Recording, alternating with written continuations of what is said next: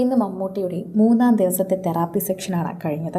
മമ്മൂട്ടിയുടെ 3-ാം ദിവസം കഴിഞ്ഞപ്പോൾ തന്നെ നല്ല വേദന അനുഭവപ്പെടുന്നുണ്ടെന്നാണ് പറയുന്നത്. ഈ തെറാപ്പി കുറച്ചധികം വേദനയുണ്ടാക്കുന്ന ഒന്നാണ്. അതായത് സാധാരണ റേഡിയേഷനേക്കാളും തന്നെ ശരീരത്തെ കുറച്ചുകൂടി വേഗത്തിൽ ഈ ഒരു പ്രക്രിയയ്ക്ക് സഹായിക്കുന്നതാണ് പ്രോട്ടോൺ തെറാപ്പി. അതുകൊണ്ട് തന്നെ അത് കുറച്ചധികം വേദന സഹിക്കേണ്ട ഒരു കാര്യമാണെന്നും പറയുന്നുണ്ട്. പ്രേക്ഷകരെല്ലാവരും ഇതിനെക്കുറിച്ചുള്ള വാർത്തകൾ ഏറ്റെടുക്കുന്നത് പോലെ തന്നെ സംസാരിക്കുകയും ചെയ്യുന്നു എന്ന് പറയുന്നതാണ് സത്യം. പ്രേക്ഷകർക്ക് ഇതിനെക്കുറിച്ച് പറയാൻ പോലും നല്ല പ്രയാസമാണ്. പ്രേക്ഷകർക്കിത് അറിയേണ്ടത് മമ്മൂട്ടിയുടെ ഇപ്പോഴത്തെ അവസ്ഥയാണ്.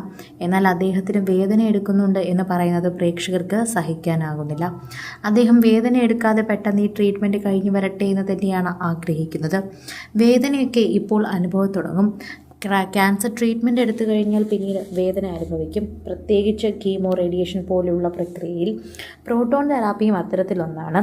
റേഡിയേഷൻ കുറച്ചധികം ദിവസങ്ങളും കുറച്ച് വില കുറവുമാണെങ്കിൽ പ്രോട്ടോൺ തെറാപ്പിക്ക് വേഗം തന്നെ നമുക്ക് ഒരു വലിയ അസുഖത്തിൽ നിന്ന് മാറാൻ സാധിക്കും എന്നതാണ് സത്യം. പ്രേക്ഷകർ പറയുന്നതും ഇതേ കാര്യം തന്നെയാണ്. പ്രോട്ടോൺ തെറാപ്പി എടുത്തു കഴിഞ്ഞാൽ വേഗം അസുഖം മാറും എന്നത് സത്യമാണ്. അല്ലെങ്കിൽ വേഗം ക്യാൻസർ ഗ്രന്ഥികൾ അല്ലെങ്കിൽ കോശങ്ങൾ കത്തി നശിക്കും എന്ന് പറയുന്നത് സത്യമാണ്. എന്നാൽ അത് ശരീരത്തിനെ അത്രമാത്രം സ്ട്രെസ്സിലേക്ക് കൊണ്ടെത്തിക്കുന്നു. ഒരു കുറച്ചധികം ദിവസങ്ങൾ പതിയെ എടുത്തു ചെയ്യേണ്ട കാര്യങ്ങൾ പെട്ടെന്ന് ചെയ്യുമ്പോൾ അത് എല്ലാവർക്കും ഞെട്ടലായി മാറുന്നു. സോഷ്യൽ മീഡിയയിലും ഇതിനെക്കുറിച്ച് എല്ലാവരും സംസാരിക്കുന്നുണ്ട്.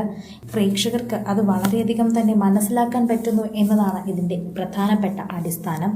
സോഷ്യൽ മീഡിയയിൽ നിൽക്കുന്നവരും ഇതിനെക്കുറിച്ച് പറയുന്നുണ്ട്.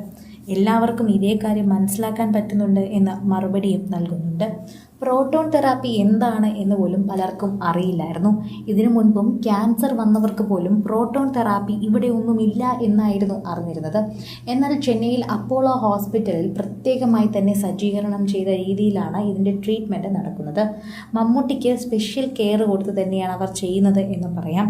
കാരണം അദ്ദേഹം ഒരു പ്രശസ്തനായ നടനാണെന്നും അദ്ദേഹം ആശുപത്രി കയറി ഇറങ്ങിക്കഴിഞ്ഞാൽ അത് ആളുകൾക്കും ആശുപത്രിക്കാർക്കും തന്നെ ബുദ്ധിമുട്ടുണ്ടാക്കുമെന്നും അറിയാം. അതുകൊണ്ട് തന്നെ ഒരു പ്രത്യേക രീതിയിലാണ് ഈ ട്രീറ്റ്മെൻറ്റ് മുന്നോട്ട് കൊണ്ടുപോകുന്നത്. അതിനൊരു പ്രത്യേക രീതി തന്നെ കൽപ്പിച്ചിട്ടുണ്ട് എന്ന് പറയണം.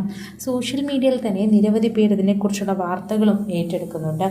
ആരാധകർക്ക് അത് വളരെയധികം തന്നെ നന്നായി മനസ്സിലാകുന്നുമുണ്ട്. പ്രോട്ടോൺ തെറാപ്പി എടുത്തു കഴിയുമ്പോൾ കുറച്ച് വേദനകൾ ഉണ്ടാകും. അതുകൊണ്ട് തന്നെ 3-ാം ദിവസം ആയതുകൊണ്ട് ഇന്ന് മമ്മൂട്ടിക്ക് കുറച്ചധികം വേദന ഉണ്ടാകുമെന്നും അതുകൊണ്ട് തന്നെ അദ്ദേഹത്തിന് എല്ലാ സജ്ജീകരണങ്ങളും ആശുപത്രിക്കാർ ഒരുക്കുന്നുണ്ടെന്നും പറയുന്നു. ഈ ട്രീറ്റ്മെൻറ്റ് എടുത്തു കഴിഞ്ഞാൽ അല്ലെങ്കിൽ തെറാപ്പി എടുത്തു കഴിഞ്ഞാൽ കുറച്ചധികം നേരങ്ങൾക്ക് ബോഡിക്ക് റെസ്റ്റ് കൊടുക്കണം. അതുകൊണ്ട് തന്നെ മമ്മൂട്ടിക്ക് ഉടനടി വീട്ടിൽ പോകാൻ സാധിക്കില്ല.